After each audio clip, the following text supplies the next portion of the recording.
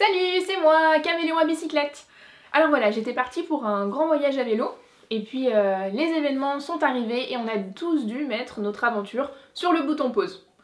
Le confinement a quand même des bons côtés, je vais enfin tout vous expliquer sur mon système de bagagerie. Alors pour commencer, mes bagages, c'est un super moyen pour avoir un vélo qui ne paye pas de mine et donc éviter les vols. Déjà, on ne soupçonne pas que ce sont des bagages, on ne soupçonne pas qu'ils peuvent éventuellement contenir des choses qui, moi en tout cas, me sont très précieuses, et qui peuvent coûter un peu d'argent. Donc on s'en approche pas trop, on sait pas non plus forcément comment les ouvrir. Donc déjà, ça c'est un super point. Ensuite, ils sont super solides. Le vélo, il a chuté plus d'une fois, on va pas se mentir. Les bidons bleus, ça doit faire... ils doivent bien avoir 2 ans de voyage derrière eux. Et voilà, il n'y a pas de trous, ils sont toujours super étanches. Voilà. Au niveau de l'étanchéité, de la solidité, moi je trouve qu'il n'y a pas mieux. Et puis surtout, le bon côté, c'est que c'est 100% recyclé, fait main, et que du coup ça coûte presque rien. Faut être un tout petit peu habile de ses mains. Après, faut pas hésiter à demander de l'aide à une connaissance ou je sais pas, on a toujours quelqu'un dans son entourage qui sait un petit peu bricoler. Donc n'hésitez pas à demander de l'aide, n'hésitez pas à prendre des infos, prenez des notes, voilà, vous pouvez copier, vous pouvez faire tout ce que vous voulez, au contraire. Si on peut éviter d'acheter des choses neuves, moi je suis pour. Alors voilà, je vais vous expliquer tout ça, je vais vous montrer mon vélo, et c'est parti, suivez-moi. Voilà mon vélo avec toutes ses sacoches, prêt à partir. Alors à l'arrière, on a 2 bidons bleus de 30 litres chacun, avec un bidon transversal posé sur le dessus. À l'avant, 2 bidons rouges de 20 litres chacun. Et puis on a la toute petite sacoche guidon jaune, donc également un petit bidon de 5 litres je crois, avec un couvercle étanche en tissu imperméable. Et puis alors pour le fixer, on a un cerclage métallique soudé à une fixation qui va aller s'accrocher sur les fixations tout à fait classiques pour les paniers, les sacoches. Voilà, donc on peut le mettre et l'enlever très facilement. Pour les autres bidons, en fait ce sont toujours 2 bidons emboîtés l'un dans l'autre, donc le fond d'un bidon servant de couvercle sur le second, ce qui permet une parfaite étanchéité. Et puis ensuite, il va y avoir les accroches métalliques qui vont aller se fixer donc, sur les différents porte-bagages, avec des petites poignées toujours pour que ce soit plus facile à manipuler. Alors à l'arrière, il y a donc 2 sacoches latérales avec un 3e bidon transversal sur le dessus. Il est fixé à l'aide de 4 tendeurs que je vais fixer donc sous la selle et puis sur le garde-boue, simplement pour que ce soit plus facile à chaque fois à accrocher et décrocher, et puis que ça se fasse tout naturellement. Donc ce bidon va permettre d'aider au maintien des bidons sur le vélo quand on va être sur un terrain accidenté, qu'il va y avoir des bosses, des secousses, pour pas que les bidons se décrochent. Tout simplement, il va venir bloquer les bidons inférieurs. Les bidons bleus, ils ont des poignées, donc ça c'est tout simplement pour que ce soit plus facile de les décrocher, de tirer dessus. C'est pas obligatoire, mais c'est quand même bien pratique quand il faut les porter. Alors ensuite, pour les découpes, donc là on voit bien que c'est le fond d'un bidon qui sert de couvercle sur le deuxième. Donc on a retiré la poignée et le goulot dans l'ouverture. Et puis bien sûr, pour le couvercle, il faut faire la découpe pour laisser les accroches tout simplement. Pour les accroches, il va y avoir 2 crochets en haut qui vont venir se poser sur le porte-bagages. Et puis, très important, l'attache du bas, en fait, qui va permettre au bidon de bien rester collé au vélo et donc pas se soulever et pas sauter tout simplement et se décrocher. Il faut toujours commencer par positionner le crochet inférieur et puis ensuite enfoncer les crochets supérieurs.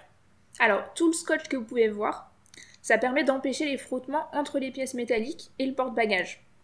Et du coup, de prévenir de l'usure. Ça, c'est la première chose. Et puis ensuite, il va venir servir un peu de joint. Donc on enroule le duct tape. Et puis il va venir s'écraser et épouser parfaitement la forme des crochets et des attaches. Du coup, pas de jeu, pas de bruit et pas d'usure. Alors les crochets sont fabriqués à partir de plats métalliques. Donc en fait des lames de métal qu'on a été chercher en recyclerie.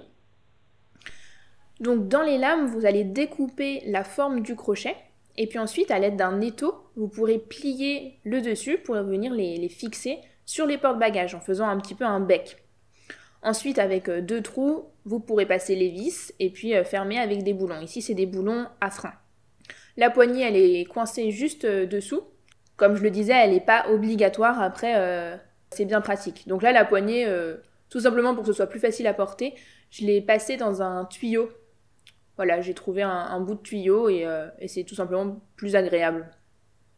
Alors la bande noire avec le scratch, elle n'est pas particulièrement utile, c'est simplement pour avoir des bandes réfléchissantes sur les bidons, donc pour un peu plus de sécurité.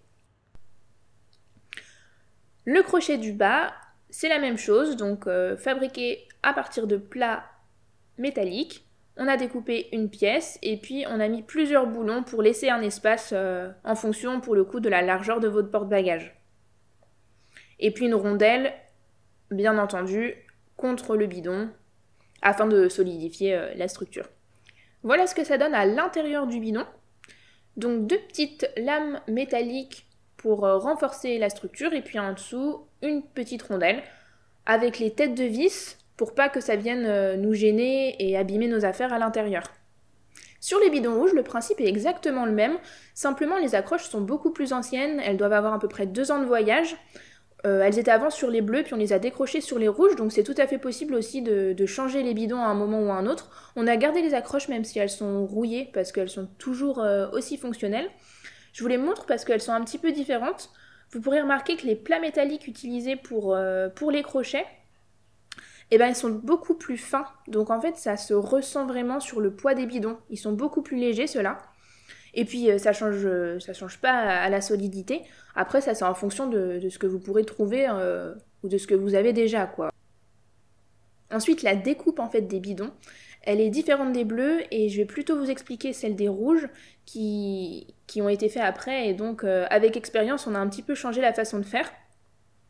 Alors toujours le même principe, un fond qui sert de couvercle sur le second, on laisse la place pour les crochets.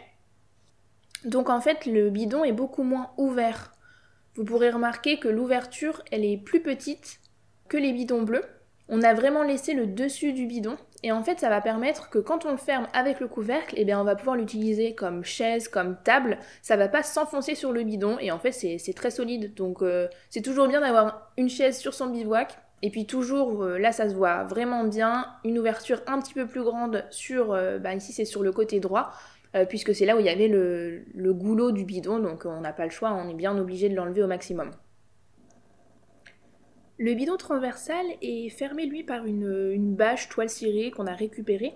Donc avec un peu de couture, on a fait des angles, et puis surtout ce qui est important c'est de bien coller les coutures avec de la colle néoprène par exemple, donc pour rendre étanches les coutures. Ensuite le bidon lui il est découpé à l'inverse des autres bidons, en longueur. Donc là, vous voyez, on a laissé le goulot et la poignée. Et puis, on a découpé des petites encoches. Donc les tendeurs, on va les coincer dans les encoches. Et puis ensuite, ils vont passer sous le bidon, à l'intérieur du porte-bagages, et être accrochés à l'opposé dans les encoches qui sont de l'autre côté du bidon. Du côté de la poignée, on va les passer à l'intérieur de la poignée pour éviter qu'ils se décalent sur le côté, et donc avoir une fixation optimale. Ensuite, il va y avoir les 2 tendeurs blancs qui vont passer dans le sens opposé. Et donc là, ça va permettre que le bidon est vraiment maintenu entre les 4 tendeurs. Vous l'avez peut-être aperçu tout à l'heure, donc ici c'est la batterie tampon reliée à mon moyeu dynamo. Donc pour avoir de quoi recharger ma lampe frontale, voilà, des petits appareils photo, et puis d'avoir un éclairage continu sans être dépendant des piles. Alors ensuite, donc j'ai ma pompe à vélo, et puis alors juste après, vous vous demandez sûrement ce que c'est. Donc en fait c'est une canne pliable, qui est très très légère d'ailleurs. Et en fait, puisque je n'ai pas de béquille, je vais me servir de cette canne pour maintenir le vélo debout n'importe où lorsque je peux pas le poser contre un mur.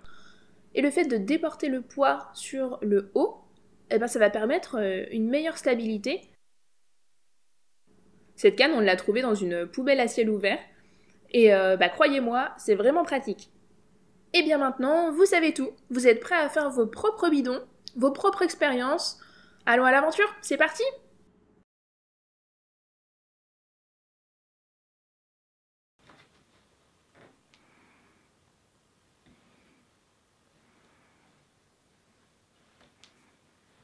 Mais vous êtes encore là?